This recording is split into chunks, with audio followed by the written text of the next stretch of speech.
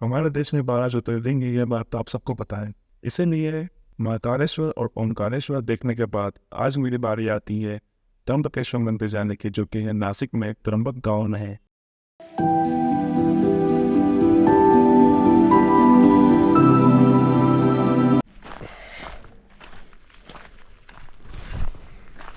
सुबह सुबह 4 बजे उठ के भाग रहे हम,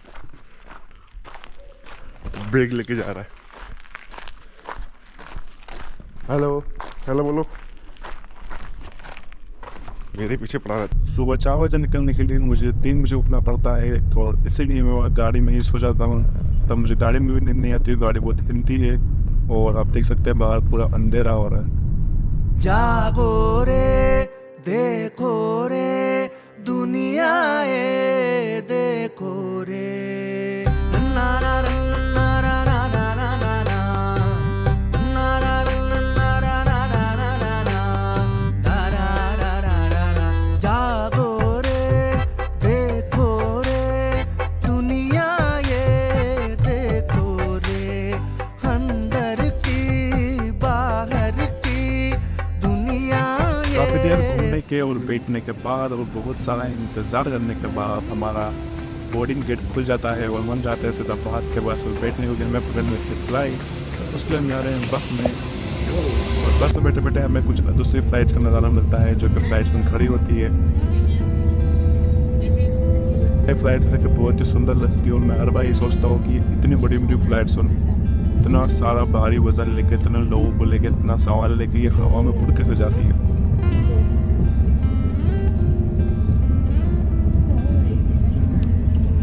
थोड़ी ही देर इंतजार करने के बाद हमारी फ्लाइट जो है हवा में उड़ जाती है। मेरे मन में ख्याल आ रहा था कि ये बादल के ऊपर तो ले आया पायलट, थोड़ा सा और ऊपर ले जाते तो हम कम से कम चांद देख के भी चले जाते। पर कोई नहीं, चांद हम फिर कभी देखेंगे। आज हम सिर्फ त्र्यंबकेश्वर देख लेते हैं। कार में, प्लेन में, फिर ऑटो में, फिर कार में बैठ के धक्के खाने के बाद हम आ जाते हैं बस स्टैंड, क्योंकि हमें खाने हैं बस के भी धक्के। तो चले हम ढूंढते हैं बस हमारी जिसमें हम जाने वाले हैं। हमें बस तो नहीं मिलती है, हमें एक स्कॉर्पियो टाइप गाड़ी मिलती है, जो कि हमें सीधा त्र्यंबकेश्वर मंदिर छोड़ेगी। उसके अंदर हम घुसे जाते हैं, एक एक गाड़ी में 8-8 लोग बिठाए जाते हैं भर भर के एकदम। गाड़ी वाले को भी आज ही करोड़पति बनना है। आखिरकार हम पहुँचे जाते हैं त्र्यंबकेश्वर मंदिर, जो कि है त्र्यंबक गाँव के पास में। और अभी के बज चुके 12 और हमें लगती है थोड़ी सी भूख, तो हम जाते हैं कुछ खाने के लिए। तो यहाँ पे महाराष्ट्र का फेमस है वड़ा पाव, तो हम खाते हैं वड़ा पाव। जागो रे देखो रे दुनिया ये देखो रे ना ना ना ना ना ना ना ना ना ना ना।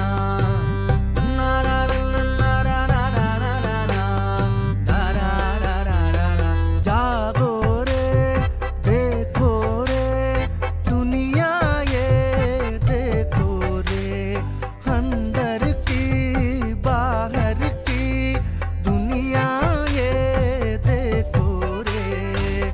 बाहर से लगती कड़वी कड़वी, अंदर से मीठी पुड़िया रे।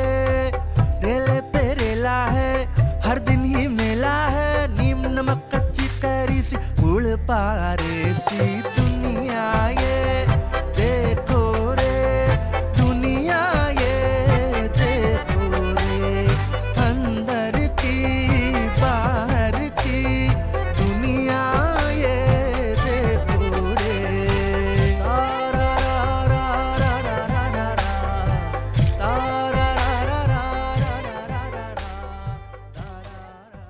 हम मंदिर के मेन गेट पे पहुंच चुके हैं, जैसे हमें सीधा अंदर जा रहे हैं। पर अंदर जाने के लिए मुझे एक चीज़ दिखती है कि मंदिर वालों की ये इच्छा है कि आप जब मंदिर में आओ तो जो भी जितनी भी टाइल्स है सारी टाइल्स के ऊपर से गुजरते हुए जाओ। तो उन्होंने ऐसा रास्ता बनाया है घुमावदार कि आप हर टाइल्स के ऊपर पैर रखते हुए जाएंगे।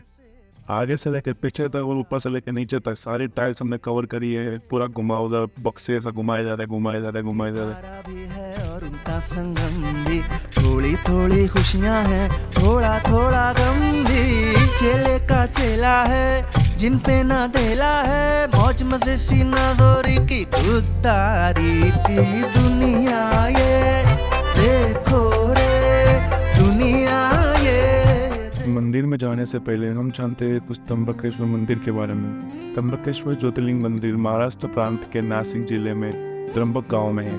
मंदिर के अंदर एक छोटे से गड्ढे में 3 छोटे छोटे लिंग हैं, ब्रह्मा, विष्णु और शिव। इन्हें तीनों देवों का प्रतीक माना जाता है। शिव पुराण के अनुसार ब्रह्मागिरी पर्वत के ऊपर जाने के लिए चौड़ी चौड़ी 700 सीढ़ियाँ बनी हुई हैं।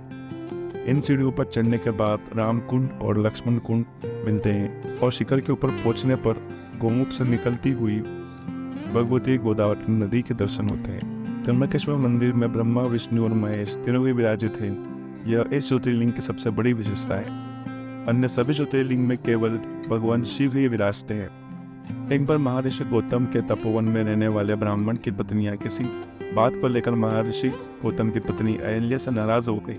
ऐसे में महर्षि गौतम का अपमान करने के लिए ब्राह्मणों ने भगवान गणेश की कठोर तपस्या की। ब्राह्मणों की तपस्या से प्रसन्न होकर भगवान गणेश ने उन्हें दर्शन दिए और वर मांगने के लिए कहा। इस पर ब्राह्मणों ने महर्षि गौतम को तपोवन से बाहर निकालने के लिए कहा। भगवान गणेश ने ब्राह्मणों को ऐसा न करने के लिए समझाया, लेकिन वह नहीं माने। आखिर में भगवान गणेश को उनकी बात माननी पड़ी। विवश होकर भगवान गणेश ने एक दुर्लभ गाय का रूप धारण किया और महर्षि गौतम के खेत में फसल खाने लगे। यह देख महर्षि गौतम ने जैसे ही गाय को भगाने के लिए उस तिनकों से उसे धीरे से मारा, गाय वही मर गई। यह देख सारे ब्राह्मणों ने महर्षि गौतम पर गौहत्या का आरोप लगाते हुए उन्हें वहां से जाने के लिए कह दिया। इस पर महर्षि गौतम ने उनसे प्रायश्चित करने का उपाय पूछा। ब्राह्मणों ने महर्षि गौतम से कहा कि तुम 3 बार पृथ्वी की परिक्रमा, 1 महीने तक व्रत और ब्रह्मागिरी के 100 परिक्रमा करो तो ही तुम्हारी शुद्धि होगी। यदि यह ना कर सको तो गंगा जी को यहाँ लेकर आओ और उनके जल से स्नान करके 1 करोड़ शिवलिंग की पूजा करो। इसके बाद वापस गंगा में स्नान करके फिर से घड़ों से शिवलिंग का जल अभिषेक करो। ब्राह्मणों के बताए अनुसार महर्षि गौतम ने कठोर तपस्या की। महर्षि गौतम की तपस्या से खुश होकर भगवान शिव ने उन्हें दर्शन देते हुए ब्राह्मणों द्वारा किए गए छल के बारे में बताया और उन्हें दंड देने की बात कही। इस पर महर्षि गौतम ने कहा, इनके छल के कारण ही मुझे आपके दर्शन हुए हैं। आप इन्हें माफ कर दे और हमेशा के लिए यहाँ विराजमान हो जाए। इसके बाद भगवान शिव वही गोमती तट पर त्र्यंबकेश्वर ज्योतिर्लिंग के रूप में प्रतिष्ठित हो गए। इसके अलावा महर्षि गौतम द्वारा लाई गई माता गंगा भी पास में गोदावरी नाम से प्रभावित होने लगी। इस प्राचीन मंदिर का पूर्ण निर्माण तीसरे पेशवा बालाजी अर्थात नाना साहब पेशवा ने करवाया था। इस मंदिर को बनाने की शुरुआत 1755 में हुई थी। 31 साल के लंबे समय के बाद 1786 में जाकर पूरा हुआ। कहा जाता है कि इस भव्य मंदिर के निर्माण में करीब 17 लाख रुपए खर्च किए गए थे, जो उस समय काफी बड़ी रकम मानी जाती थी।